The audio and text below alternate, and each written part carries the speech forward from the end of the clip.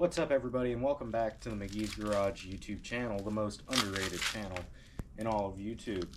And today we are working on my Crown Vic F100 swap, full chassis swap. You can probably hear on my footsteps, I don't know if you can see it. There are a lot of leaves here. We had a couple bad weather days and it just blew all the leaves down into my workstation. I'm going to get the car running again. Should just be a couple grounds and the fuel pump module put back in.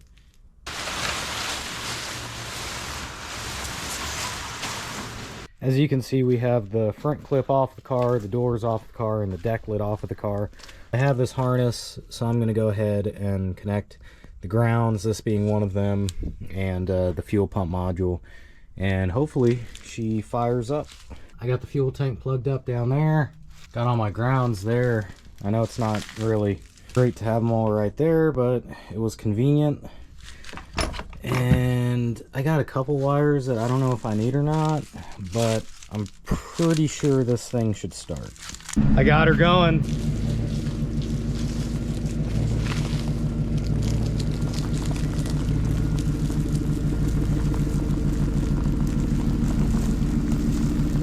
As you can see here, where the car was sitting, there's just a ton of leaves.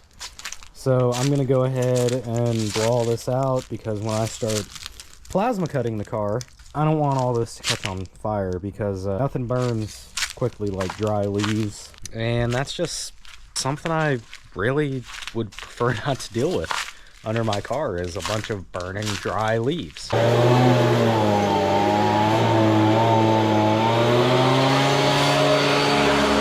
That is a lot better. I got the car back up here. It's running good. Everything's all fine and dandy, I'd say. Threw that seat in there so I could have something to sit on while I drove. Didn't feel too bad. I guess next step is pulling the windshield. As you can see here, you can just kind of start this with a little pry bar, and it kind of clips around the windshield, and you just kind of move it. Oh, lost it. All right, well, I guess I'm gonna need to keep prying, but we got to get all that from around the windshield so I can start getting the sealant cut. So when you're messing around with glass, you're gonna really want to wear some safety goggles. One straight chip off of this windshield goes in your eye, you're going to the hospital and your day's done. So really trying to avoid that. I don't mess around with my eyes. It's like one of several body parts that you just can't replace. You know, like if you lose your arm, prosthetics are badass, you know, they got really good technology, but if you lose your eye, all you got is like these glass eyes or whatever. And I ain't really for all that. That ain't my deal. This is getting a little difficult because windshields aren't supposed to get pressure on them from this way. They're supposed to only get it from this way, so it's just cracking, and I really don't like it. I'm gonna watch a video because this ain't working. Alright, so I watched a YouTube tutorial and I've been making progress. Turns out I needed a steel cable, thin one, which I have. And apparently there's like a special tool for this. You can get it at Harbor Freight for cheap. But traffic's so bad in this area, I really would prefer not to drive to Harbor Freight right now. I'd rather just work on my car. But yeah, once you get some heat going, this is awesome. Like, it's actually smoking. I'm not sure if you guys can see that on camera, but it is literally smoking hot with this cable. And it's just cutting right through that sealant. I ended up having to break the windshield out, but that's okay. So I flipped that up there, and I'm gonna cut these A-pillars and probably right up here so that I can just drop this whole thing in the trash can. Hopefully it's not too tall, but if it is, I'll just pull it off some more. But I have a lot of vacuuming to do now, quite a bit. Alright guys, I'm about to pass the point of no return. Once I cut this pillar, car's totaled, so.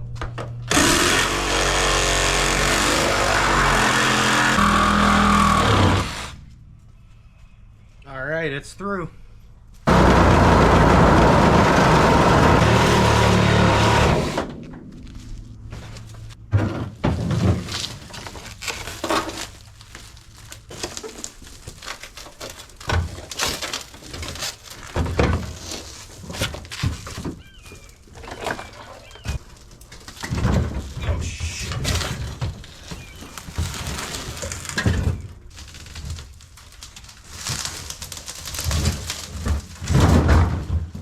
Now I got to clean that up, and then I have a whole lot more cleanup to do. But luckily I have a pretty decent shop vac, so yep, that's gonna be fun. So I'm just kind of starting at the top and going down, because everything that hits the shop floor I can just sweep up real quick. Not a big deal.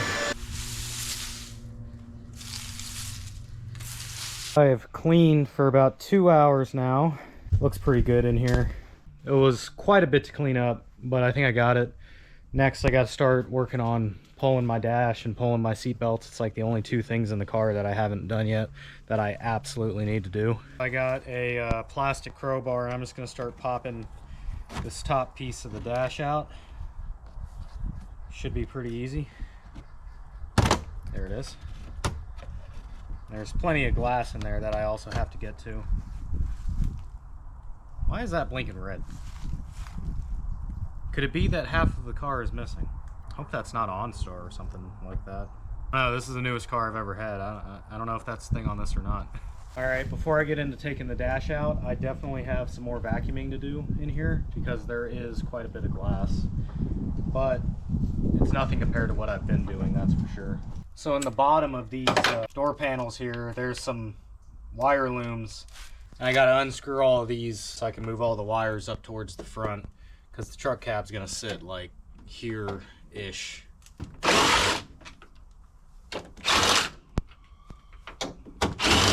I watched a couple YouTube videos, and my next step should actually be pulling the dash. So, gonna jump into that, I guess. I got the main bezel off the dash, so that'll allow me to get to a bunch of other stuff. But I screwed up, kind of. As soon as I touched this, it broke right there at the corner. I can kind of just push that back together, and you won't even be able to see the crack because the steering column covers it, but that still sucks. So anyway, I got my main controls out of the dash. Kind of sucks because I ended up, as soon as I really started prying on the clock, that stuff just pulled right out. You know, this car is 15 years old, but I really thought it was going to hold up better than that.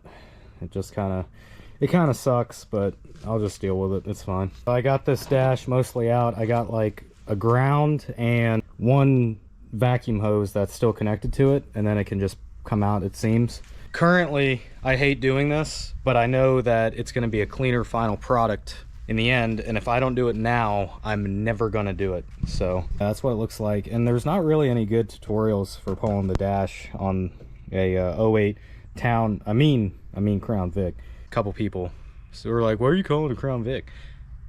Now that just makes me want to say Crown Vic every time. Anyway, yeah, there's that vacuum hose there, and I got a couple grounds right there. That ground needs to come out. But yeah, this dash should just lift right out. I'm glad I don't think I'm gonna have to pull the column, which I was really hoping I didn't have to do. Oh, the column's coming out. Oh shoot. Okay, that changes things. Take two. I think I got it. What in the world? Oh no. Oh, there it is. Oh. It weighs like 100 pounds. Holy crap. Now to find some place to set this down, because I didn't think about that. Now that I have the dash out, I can actually get in here and pull these wires through. I'm probably going to have to get rid of this accordion here, but that's all right. And I can pull these wires through, and they can all be in the car, because this all has to get cut. So these wires can't be in here while I'm plasma cutting. Ooh, there's some glass there. Okay. Looks like on the other side, however, I am going to have to pull the hood latch thing, handle off, and the parking brake thing, bracket, I guess you could call it, off, so I can pull the driver's side wires through the same way. It's slow going, but if I want to do this once, so I got to do it right. I'm at a stopping point, which means it's snack time. Got me a bag of whole shebangs. If you don't know what it is, it's basically the chips they give you in jail or whatever, you can buy in jail. and they taste like every main chip flavor combined. They're really good. You can find these in convenience stores, but if they have these, that's a really good way to know you're in a bad neighborhood. But yeah, I'm gonna finish these up, and I'm gonna get started on pulling all that stuff through. Got all the wires ran up here, all these wires for the door through the box. Got the windshield wiper stuff off. My dad came and helped me out. I got this off. That's really interesting that that's aluminum. And then I got to pull this, and then that'll allow me to hopefully pull these wires through so I can plasma cut this. It looks like more wires than it is. Trust me. I don't know how I'm going to put this back together.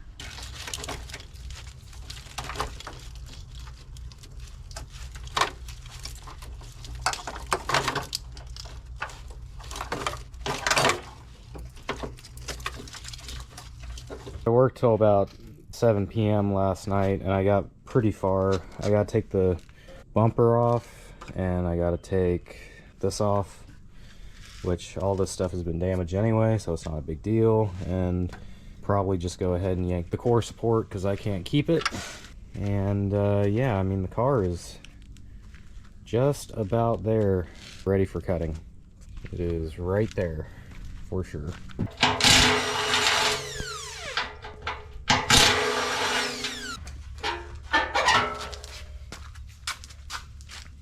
I moved the Vic out there so I could get the truck in the bay. I got to clean out the bed, but this is the truck I'm going to be cutting up.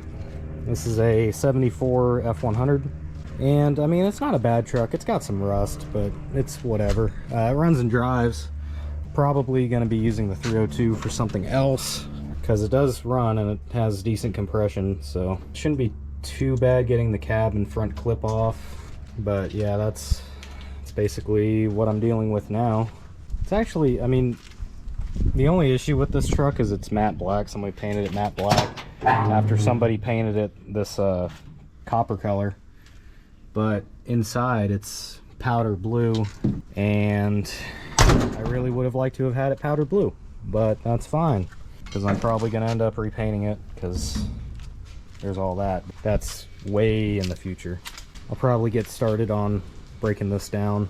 I guess I got to pull the clip off, and well, before I do anything, I'm going to go ahead and PB blaster all the body mounts to the frame because I know those things are rusty. I've made the decision to put it up on the lift and get the pressure washer out so I can pressure wash underneath the truck because it is very, very dirty underneath this truck, and I just don't like working on dirty trucks. I'll just jack it up, get everything I can, spray all the bolts while I'm down there, and call it. But yeah, look at that. It's just, I mean, it's not terrible, but there's a lot of mud under there. Here, the other side's worse, actually. See all that? That's pretty nasty. So I'll just put it on the lift and pressure wash it.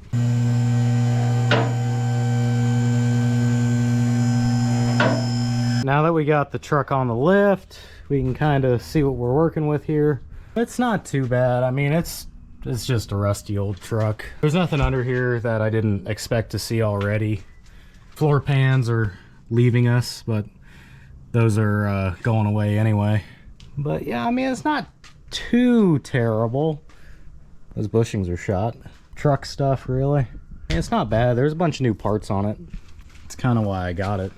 It's times like this I wonder if it's worth it to swap it, but I need to get lower, and that's the best way to do it.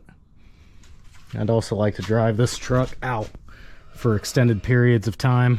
So look at all that mud up in the fenders. Hammered out.